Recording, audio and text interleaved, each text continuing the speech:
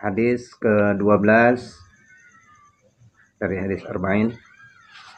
A'udzubillahi minasyaitonirrajim. Bismillahirrahmanirrahim. An Abi Hurairah radhiyallahu anhu qala qala Rasulullah sallallahu alaihi wasallam min husnil islamil mar'i tarkuhu ma la ya'nihi. Hadisun hasanun rawahu Tirmizi wa ghairuhu hakadha. Hadis ke-12 yaitu tentang meninggalkan perkara sesuatu yang tidak ada gunanya. Dari Abu Hurairah, an Abi Hurairah radhiyallahu anhu, dari Abu Hurairah radhiyallahu anhu, qala, ia berkata, qala Rasulullah sallallahu alaihi wasallam, Rasulullah SAW bersabda, min husnil islamil mar'i, termasuk kesempurnaan Islam seseorang yaitu tarkuhu ma la ya'nihi, meninggalkan sesuatu yang tidak bermanfaat baginya. Hadis riwayat Tirmizi dan yang lainnya. Mohon penjelasannya, Kiai. Bismillahirrahmanirrahim. Alhamdulillah wassalatu wassalamu ala Rasulillah Muhammadin la haula wala quwwata illa billahil.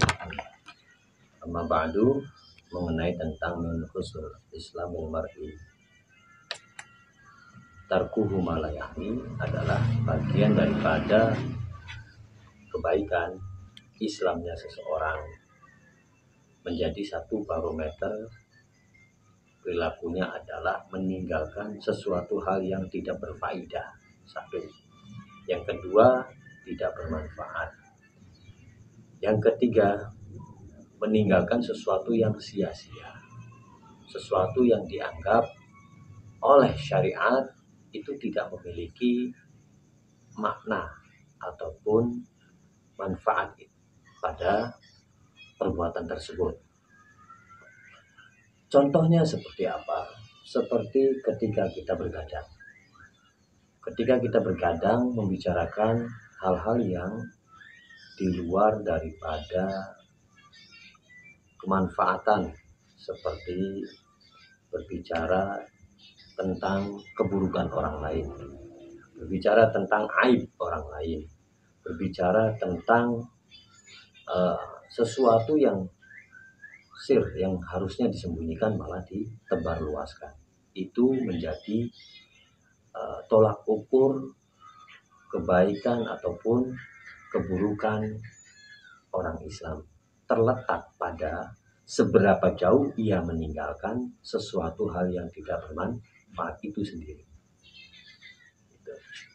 Maka Rasulullah menyampaikan pesan dalam hadisnya, min husnil islamil mar'i tarkuhu ma la ya'ni, meninggalkan sesuatu yang tidak berfaedah.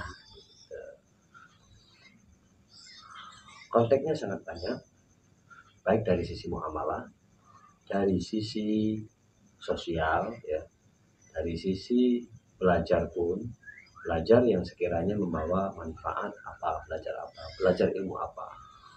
Ketika sama-sama manfaat, cari yang lebih banyak manfaatnya.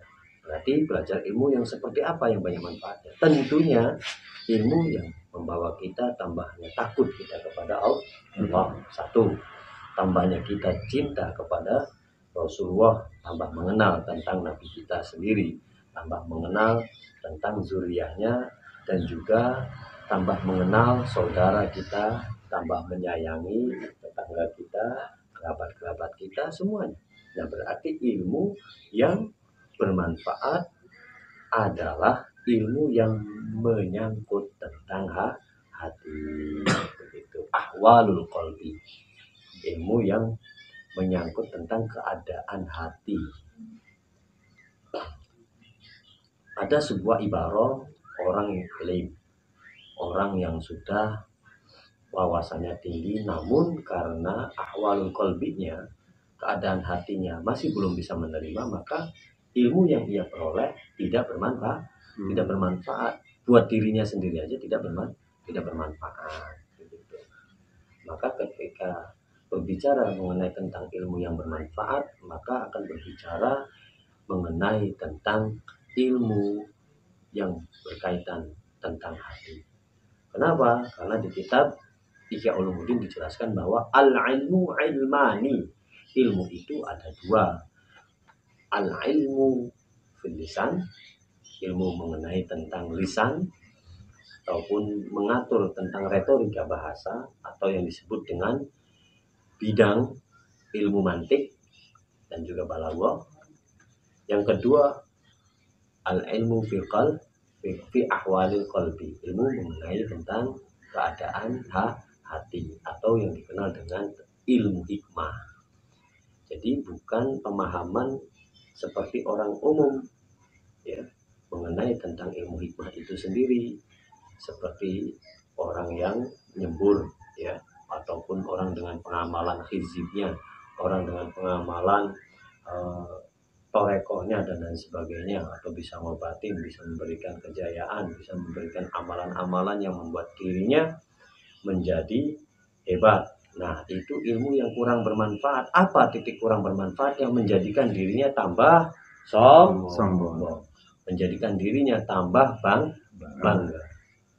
Paham di sini ya? Tuh, seperti itu. Itulah namanya ilmu yang tidak bermanfaat, walaupun ia benar secara lahiriahnya manfaat, tapi membuat dirinya itu tidak takut sama Allah. Kenapa? Malah tambah membusukkan dada. Makanya jauhkanlah ilmu-ilmu yang bersifat hizib, ya, walaupun toh memang kita juga membutuhkannya saat-saat tertentu. Nah, tapi ada ilmu yang memang lebih selamat lagi, yaitu apa? Ilmu Al-Quran, ilmu mengamalkan Al-Quran, dan juga ilmu yang berkaitan tentang syariat, tentunya yang ada di dalam hadis Nabi Muhammad SAW. Ya, cukup ya situ ya. Ada pertanyaan? Barangkali. Tadi kan ilmu itu ada dua ya, Ki. Pertama ilmu lisan, Ya. seperti ilmu mantik dan juga ilmu tentang retorika bahasa gitu. Ya. Terus kemudian yang kedua ilmu tentang hati, ya, ilmu hati. Ya, ilmu tentang keadaan hati. Tentang keadaan hati atau akhlak hati namanya. hati. Itu juga harus ketahui, harus kita perdalami. Di taklim malah menjadi syarat awal, ya kan? Orang mau belajar ilmu, tapi dia tidak meyakini kepada gurunya atau tidak percaya kepada gurunya, sehingga akhirnya malam yang takid, lam yang tafi. Apa yang dia tidak yakini maka tidak bermanfaat pula. Itu. Maka dibutuhkanlah seorang guru yang memiliki keyakinan tinggi. Tuh. Kalau mau mempelajari ilmu ahwalul qalbi, keadaan hati, harus belajar kepada orang yang memang fakih di bidang itu, sehingga akan mudah nyampainya, akan mudah sampai dan juga memahaminya. Tapi kalau misalkan bukan pada bidangnya, yang ada bingung dia, benar kan? Bingung. Bukan ahli bidang mekanik, ternyata dia berbicara mengenai tentang mekanik itu sendiri, maka yang ada adalah ngambang. Jadi tidak masuk kepada rasa, penghayatan. Gitu. Ya. Mungkin cukup kali ya, gitu ya. Barangkali ada yang tanya. Pertanyaan lagi ya. Di sini kan ilmu tentang hati itu tadi ilmu hikmah contohnya. Ya. Ilmu hikmah. Nah, ilmu hikmah yang dimaksud itu kan tadi ada ilmu yang tidak bermanfaat, yaitu ilmu yang membuat orang semakin jauh dari Allah. Ya. Terus kemudian biasanya akhirnya orang itu menjadi sombong dan bangga diri. Ya. Begini, berkaitan dengan ilmu hikmah tadi. Ya. Karena ilmu hikmah ini kan banyak orang menafsirkan bahwa ilmu hikmah itu tukang nyembur. Ya, tukang nyembur lah gitu bahasanya gitu ya. Termasuk seperti ilmu hikmah, pengobatan, segala macam itu kan ilmu hikmah. Nah, kaitannya dengan ilmu tadi yang tidak bermanfaat, Kiai. Ya. Terkadang kan ketika orang mau mengamalkan ilmu hikmah itu, ketika mereka mendapatkannya ada bangga diri, Kiai. Nah, itu berarti yang dia peroleh ilmunya tidak bermanfaat, berarti walaupun toh dia bermanfaat ilmunya buat orang lain, begitu.